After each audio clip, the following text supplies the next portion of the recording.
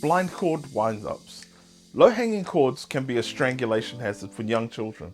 Blind cord wind-ups allow you to reduce the length of blind cords, keeping them up high and out of reach of children. To use, simply slide the cord between the two posts of the top cover. Place the base over the cover and slide the cord through each side of the slot and snap shut. Wind up the blind cord by turning the cover clockwise until the cord is at the desired height. Once the blind cord wind up is in place, pull on the cord above it to raise or lower the blinds. To unwind, press the tab on the side of the cover and turn counterclockwise. To remove the blind cord wind up, pull the cover from the base and release the cord. Cord shortener. Hold the cord shortener with both hands so that the logo is facing up.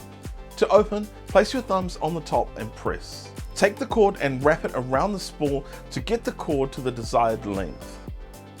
Guide ends of the cords through the slots on the spool. Then simply snap the cover in place. For more information and all things home safety, check out Safekids Aotearoa.